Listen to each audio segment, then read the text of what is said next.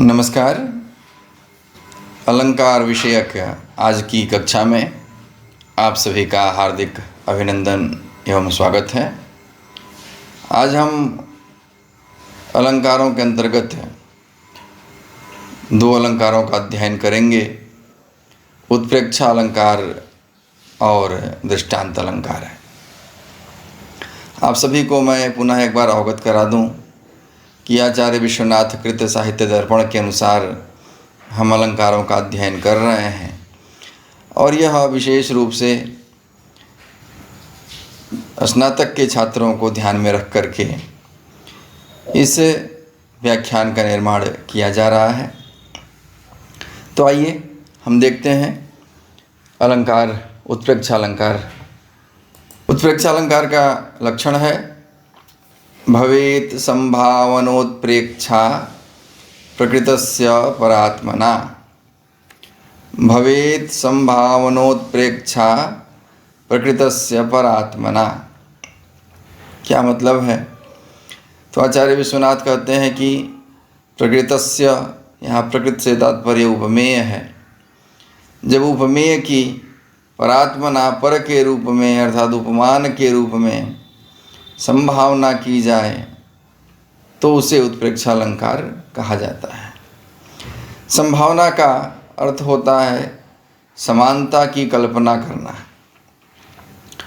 तात्पर्य यह है कि जब हम उपमेय की उपमान के रूप में कल्पना करें, उपमेय की उपमान के रूप में संभावना करें तो उसे हम उत्प्रेक्षा अलंकार के नाम से जानते हैं।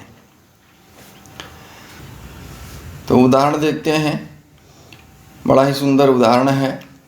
लिम्पतीव तमोंगानि वर्षतीवांजनं नभः असत पुरुष सेवेव दृष्टिर्निष्फलतां गतः। पुनः एक बार देखिए, लिम्पतीव तमोंगानि वर्षतीवांजनं नभः असत पुरुष सेवेव दृष्टिर्निष्फलतां गतः। रात का समय है और अत्यंत घना अंधकार चारों ओर छाया हुआ है और उस अंधकार को देख करके कवि यहाँ कल्पना कर रहा है। लिम्पतीव तमोंगानि, तमः अर्थात अंधकार, अंगानि लिम्पति इव अंगों को मानो लीप रहा है। वर्षतीवांजनम नभः, और जो नभ है आकाश है वह मानो अंजनम वर्षति इव कज्जल का वर्षण कर रहा है, काजल बरसा रहा है। इस तरह से असत पुरुष सेवेव दृष्टिर्निष्फलतां गतः।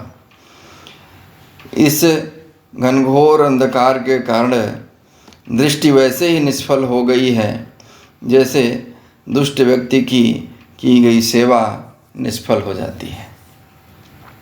अब हम देखते हैं कि यहाँ पर उत्प्रेक्षा अलंकार किस तरह से घटित होता है। तो आप देखिए कि यहाँ पर प्रथम चरण में अंधकार का प्रसार जो है वह उपमेय है एवं अंग लेपन उपमान है। लेकिन अंधकार के प्रसार रूपी उपमेय का यहाँ शब्दशः ग्रहण नहीं किया गया है और अंगलेपन रूपी उपमान के रूप में उसकी संभावना कर ली गई है। द्वितीय चरण में भी देखते हैं कि जो अंधकार का संपात है वह अंधकार का संपात उपमेय है और इस तरह से उसका ग्रहण न करके जो उपमान है कज्जल वर्षण, उस रूप में उसको संभावित किया गया है। तो उपमेय का शब्दशः ग्रहण नहीं है, अंधकार के संपात का ग्रहण नहीं किया गया, निगरण कर लिया गया है उपमेय का और सीधे उपमान के रूप में उसकी संभावना कर ली गई है। तो जब उपमेय की उपमान के रूप में संभावना होती है तो वहाँ उत्प्रेक्षा अलंकार होता है। यहाँ भी उपमेय के उपमान के रूप में संभावना कर ली गई है, इसलिए यहाँ पर भी उत्प्रेक्षा अलंकार हो जाता है। अब यहाँ पर ध्यान दीजिए कि जो लिम्पतीव शब्द है और वर्षतीव शब्द है, इसमें इव जो शब्द आया हुआ है वही उत्प्रेक्षा का वाचक है। और इव शब्द यद्यपि उपमा बोधक भी होता है, लेकिन जब क्रिया के साथ, क्रिया के तुरंत बाद इव पद का प्रयोग होता है तो वह उत्प्रेक्षावाचक होता है। संभावना का क्या अर्थ है? तो संभावना जो है वह उत्कट कोटिक संशय को कहा जाता है। ऐसा संशय जिसमें एक पक्ष प्रबल हो जाए, एक पक्ष अत्यंत मजबूत हो जाए। तो उत्प्रेक्षा में उपमान पक्ष प्रबल हो जाता है और उपमेय पक्ष जो है कमज़ोर हो जाता है, उसका निग्रहण हो जाता है। यह भी यहाँ ध्यान देना है कि यहाँ यह जो श्लोक है, इस श्लोक के पूर्वार्ध भाग में ही उत्प्रेक्षा है। जो दूसरा भाग है उत्तरार्ध है, अर्थात जो दूसरी पंक्ति है उसमें उपमा अलंकार होता है। उत्प्रेक्षा अलंकार का जो प्रकृति प्रत्यय है वह है उत उपसर्ग है, प्र उपसर्ग है और इच्छा, यह जोड़ करके उत्प्रेक्षा शब्द बना हुआ है। उत्प्रेक्षा बोधक शब्दों का परिगणन आचार्यों के द्वारा किया गया है और ये शब्द होते हैं मन्ये, शंके, ध्रुवम, प्रायः, नूनम। ये शब्द जो हैं वह संस्कृत में उत्प्रेक्षा के बोधक हुआ करते हैं। तो इन शब्दों पर हमें ध्यान देना चाहिए कि अगर इस तरह के शब्दों का प्रयोग हुआ है तो वहाँ पर उत्प्रेक्षा अलंकार होता है। आगे चलते हैं और दृष्टांत अलंकार देख लेते हैं। तो दृष्टांत अलंकार का लक्षण आचार्य विश्वनाथ ने जो दिया है वह आपके समक्ष प्रस्तुत है। दृष्टान्तस्तु सधर्मस्य वस्तुनः प्रतिबिंबिनम। पुनः एक बार, दृष्टान्तस्तु सधर्मस्य वस्तुनः प्रतिबिंबिनम। दृष्टांत अलंकार जो है वह बिंब प्रतिबिंब भाव पर आधारित होता है। क्या तात्पर्य है लक्षण का? तो कह रहे हैं कि उपमेय वाक्य और उपमान वाक्य तथा उनके साधारण धर्मों में, जब उपमेय वाक्य और उपमान वाक्य तथा उनके साधारण धर्मों में बिंब प्रतिबिंब भाव दिखाई दे तब वहाँ दृष्टांत अलंकार होता है। अर्थात उपमेय वाक्य और उपमान वाक्य में एक दूसरे की झांकी दिखाई देगी, उसी को बिंब प्रतिबिंब भाव कहा जाता है। तो अगर ऐसी स्थिति होती है तो वहाँ दृष्टांत अलंकार होगा। उदाहरण देखिए, बड़ा ही प्यारा उदाहरण है। अविदित गुणापि सत्कविभणिति कर्णेषु वमति मधुधाराम अनधिगत परिमलापि हरति दृशम मालती माला। पुनः एक बार, अविदित गुणापि सत्कविभणिति कर्णेषु वमति मधुधाराम अनधिगत परिमलापि हरति दृशम मालती माला। किसी सत्कवि, किसी अच्छे कवि के द्वारा कही गई भणिति ही बातें, अच्छे कवि द्वारा कही गई सूक्ति अविदित गुणापि, गुणों के ज्ञान से रहित होने पर भी, उसकी गुण परीक्षा न होने पर भी, कर्णेषु मधुधाराम वमति, कानों में मधु की धारा बरसाती है, कानों को मधुमय कर देती है। किस तरह से? तो कह रहे अनधिगत परिमलापि ही हरति दृशम मालती माला।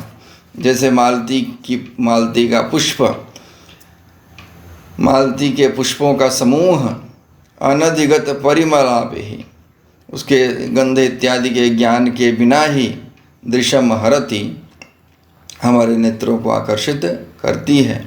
दूर से जब हम मालती के पुष्पों को देखते हैं तो भले ही दूर से उसका गंध हमें न ज्ञात हो, लेकिन उन गुच्छे में खिले हुए मालती के पुष्पों को देख करके आँखें जो हैं वह प्रसन्न हो जाती हैं, आँखें उधर आकृष्ट हो जाती हैं।